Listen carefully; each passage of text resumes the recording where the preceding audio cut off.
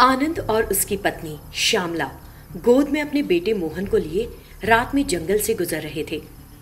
उन्हें देखकर दो चोर आपस में बात करने लगे।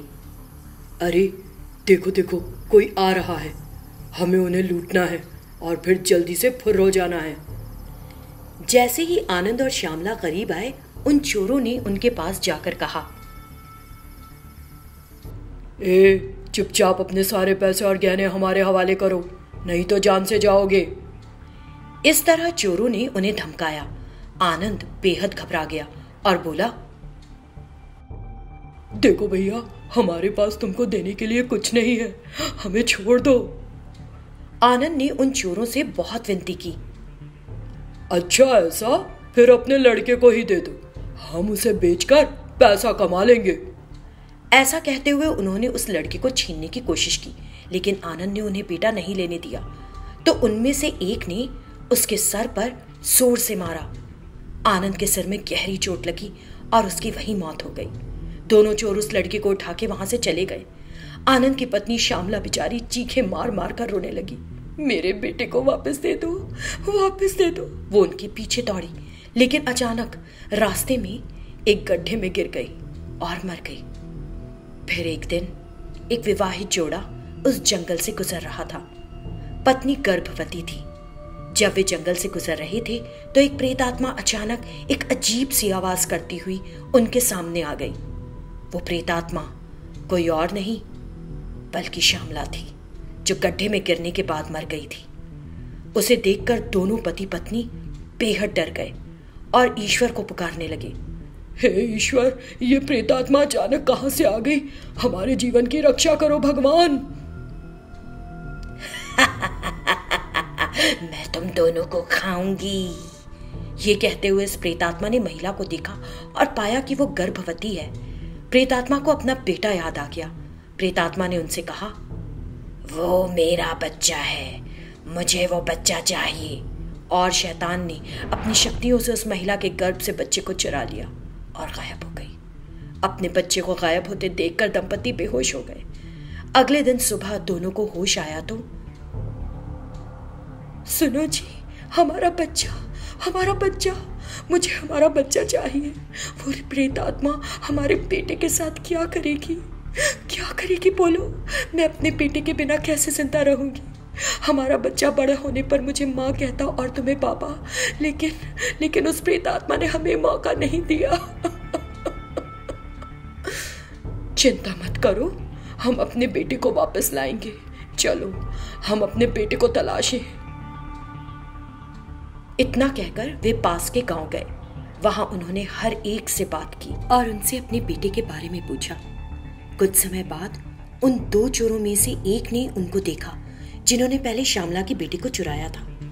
जब दंपति ने उनसे बात की तो वह हैरान हो गया और बोला, चिंता मत करो, जब मैं एक चोर था, मैंने और मेरे दोस्त ने उस औरत को सताया था जो अब प्रेतात्मा बन गई है। हमने उसके पति को मार डाला और उसके बेटे को छीन लिया। इस तरह चोर ने बताया कि क्या हुआ था। भैया, कुछ भी करो और हमारे बेटे को उस प्रेतात्मा से हमें वापस दिला दो। चिंता मत करो, उस प्रेतात्मा का बेटा मेरे साथ है। उस लड़के को उसके पास ले जाओ और अपने बेटे को वापस ले आओ। इतना कहते हुए चोर ने शैतान के बेटे को उनके साथ भेज दिया। फिर दंपति उस लड़के को ले गए और रात में उस प्रेतात्मा की तलाश करने लगे। फिर आदमी ने उस लड़के से कहा, सुनो बेटा, एक बार जोर से माँ पुकारो, तब तुम्हारी माँ तुम्हारे पास आ जाएगी। अच्छा, क्या मेरी माँ इतने दिनों से यहाँ रह रही है? ठीक है, मैं उसे पुकारता हूँ। माँ। इस तरह लड़का अपनी माँ को पुकारने लगा। तभी प्रेतात्मा वहां आ गई। उस प्रेतात्मा को देखकर बच्चा डर गया। फिर पति पत्नी ने उस प्रेतात्मा से कहा, ये रहा तुम्हारा बेटा, अपने बेटे को ले लो और हमारा बेटा हमें वापस कर दो। पति पत्नी ने प्रेतात्मा से अनुरोध किया। उस लड़के को देखकर प्रेतात्मा बहुत खुश हुई और उसे प्यार से गले लगाया। फिर अचानक जोर से रोने लग गई। मेरा बेटा, मैं तुम्हारी माँ हूं, डरो मत। मेरे बेटे को मेरे पास लाने के लिए धन्यवाद। मैं अपने बेटे को मुझे माँ कहते देखते इतनी अच्छी किस्मत नहीं थी मेरी। तुम दोनों की वजह से मेरी इच्छा पूरी हुई। ये कहकर वो रो दी। अब तुम्हारा बेटा तुम्हें मिल गया है बहन, इसीलिए हमारा बेटा हमें वापस कर दो। मुझे भी अपने बेटे के लिए ममता न्यौछावर करने दो। मुझे माफ कर दो, मेरे बच्चे के लिए अधूरी रह गई मेरी ममता ने मुझे ऐसे करने पे उकसाया। और शैतान ने फिर से उसकी कोख भर दी। वो दोनों ये देखकर बेहद खुश हुए। देखो बहन, हम तुम्हारे बेटे को अपने बेटे की तरह पालेंगे। हम उसे अपने बेटे के बराबर प्यार देंगे। तुम हमें अपना बेटा देकर मुक्ति प्राप्त कर सकती हो। प्रेत आत्मा को बहुत राहत महसूस हुई और उसने कहा, बहुत बहुत धन्यवाद। मैं खुश हूं कि मेरे बेटे को माता पिता मिल जाएंगे और मेरी आत्मा को शांति मिलेगी। तुम मेरे बेटे को अपने साथ ले जाओ। ये कहते हुए प्रेतात्मा वहां से गायब हो गई। फिर वे दंपत्ति प्रेतात्मा के बेटे को लेकर वहां से चले गए। हिमालय के तट में मानस शंकर के पास एक बहुत ही हरा भरा जगह है। अपने पशुओं को गांववासी वहाँ पर चरने के लिए ले आते। जिन लोगों के पास गाय थे वो शाम और सवेरे चरने के बाद उन्हें गिनते तो बिल्कुल सही रहते, लेकिन बीच में जब वो चरते वक्त गिनते तब एक गाय अधिक रहती। उसका एक कारण भी है, वो ये कि महिमा से भरा कामधेनु गाय बाकी गायों के साथ घुल मिलकर वहाँ पर आकर चरती, लेकिन वो कब आती कब जाती उसका पता किसी को भी नहीं रहता।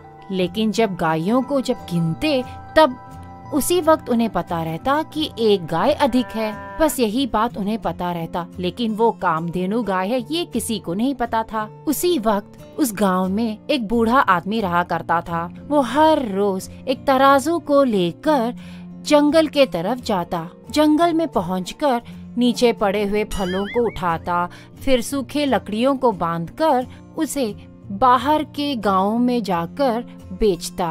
उससे जो भी उसे पैसा मिलता उससे वो अपने परिवार का चारा देखता था, लेकिन उसकी यह कमाई बहुत ही कम पड़ता था उनके लिए। एक दिन जब वो जंगल की तरफ जा रहे थे तब वो गायों के बीचों बीच होते हुए गए। उन्होंने उस तराजू को अपने हाथ में लेकर बाकी सारे गायों को चोट पहुंचाते हुए निकल रहे थे। ऐसे गायों के बीच जाते जाते उसमें कामधेनु के थोड़े से बाल उस तराजू के कोने में फंस गए थे। कामधेनु गाय को पार करना, उसके बाल उसके तराजू में फंसना, कोई भी बात उसे नहीं पता था। जंगल पहुंचने पर सूखे लकड़ियों को जमा करके उसे बांध कर तराजू पर रखा। तब जब जैसे ही कंधों में उन्होंने लिया तो उन्हें लगा तराजू बहुत ही हल्का है, भारी ही नहीं। तो उन्होंने और थोड़ा से लकड़ियों को बांधकर उस तराजू में रख लिया, लेकिन इस बार भी तराजू बिल्कुल ही हल्का सा महसूस होने लगा। वो बहुत ही खुश हुए वो बूढ़े आदमी। उन्होंने अपने कंधे भर ढेर सारी लकड़ियों को बांधा और तराजू पे रखकर उसे बेचने के लिए बगल वाले गांव की तरफ चल पड़े। बेचने पर जो कमाई उसे मिली आज तक के कमाई से 4 गुना अधिक था। इससे उसके खर्चे के बावजूद उन्हें ढेर सारे पैसे भी बचत हुई। उस दिन से वो बूढ़े आदमी ढेर सारी लकड़ियों को जमा करके गांवों में बेचकर उससे ज्यादा से ज्यादा कमाई करने लगे और खुशी से रहने लगे। ऐसे में एक दिन जब वो लकड़ियों को लाद कर ला रहे थे तब उनके सामने, अरे बाप रे, इतने ढेर सारी लकड़ियों को इतने सरलता से वो उठा कर ले जा रहा है। ऐसे बोलकर वो पास में जाकर जैसे देखा तब वो तो एक बूढ़ा आदमी है। अरे बूढ़े आदमी, तुम कैसे इतने भार को उठा कर ले आ रहे हो? मुझे तो बिल्कुल ही नहीं पता, लेकिन हाँ, इसका पूरा श्रेय जाता है इस तराजू का। इसका विश्वास बिल्कुल न होकर उन्होंने खुद जांच की।